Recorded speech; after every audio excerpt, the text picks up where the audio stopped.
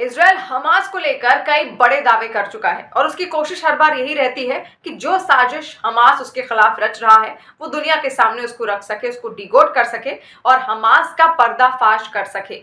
ऐसे में कई सारे वीडियोस उसने अब तक रिलीज किए जो हमास की बर्बरता को दिखाते हैं, उसके हमलों को दिखाते हैं और किस तरीके से इजरायल को खत्म करना चाहता है। यहूदियों पर उसने किस तरीके से आक्रमण किया, हमला किया, उसको भी दर्शाता है। इस बीच इजरायली मीडिया ने अब एक नया दावा किया है। इजरायली मीडिया के मुताबिक इजरायल की जो सेना है उसके हाथ एक वीडियो लगा है। ये वीडियो किसका है, आखिर ये कौन है, ये हम आपको बताएंगे, लेकिन पहले आप 7 अक्टूबर की तारीख याद कीजिए। 7 अक्टूबर की तारीख इसलिए क्योंकि वही वो दिन था जिस दिन ये जंग शुरू हुई थी।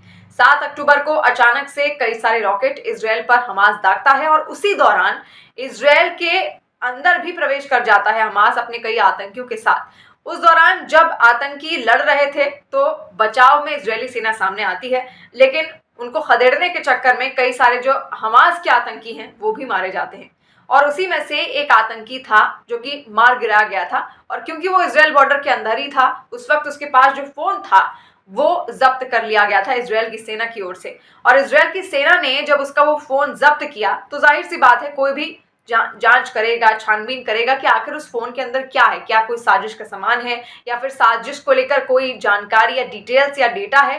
तो उसको जब खोला गया, उसके अंदर जो जांच की गई फोन की, तो पता चला कि कई सारे वीडियोस आईएसआईएस के भी उसके अंदर थे। तो सोचिए आप किस तरीके से हमास अपने जो आतंकी थे, अपने जो लड़ाके थे, उनकी जो मानसिकता थी उसको एक तरीके से ब्रेन वॉश करने का काम इन्हीं वीडियोस ने किया था। और उसमें जो एक वीडियो था वो था मोहम्मद अंबाजी का। मोहम्मद अंबाजी उर्फ जिहादी जॉन का वीडियो था। जिहादी जॉन के नाम से भी इसको जाना जाता है और उसके कई सारे वीडियोस उसमें पड़े हुए थे जो कि इस्लामिक स्टेट से जुड़ा हुआ है।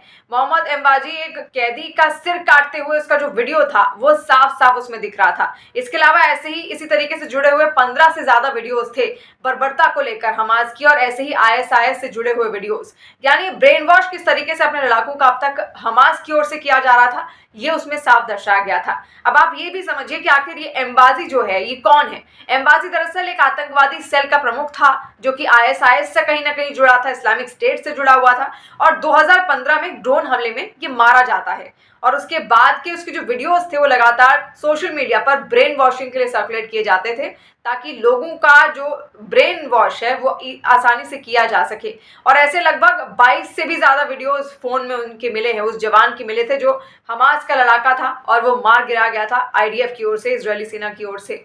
तो कई सारे वीडियोस यहाँ पर सामने आए और इसके अलावा हमास के जो कई सारे सैनिक थे वो भी उनके हाथ खून से लथपथ थे और इसके अलावा कई सारे इजरायली सैनिकों को जमीन में पड़ा हुआ भी पाया गया था उन वीडियोस के अंदर, क्योंकि जमीन में फर्श पर वो मृत पड़े हुए थे, खून से लथपथ थे और जो हत्यारे थे हमास के उनके हाथ भी खून से लथपथ बैरकों में उनको घूमते हुए दिखाया गया था।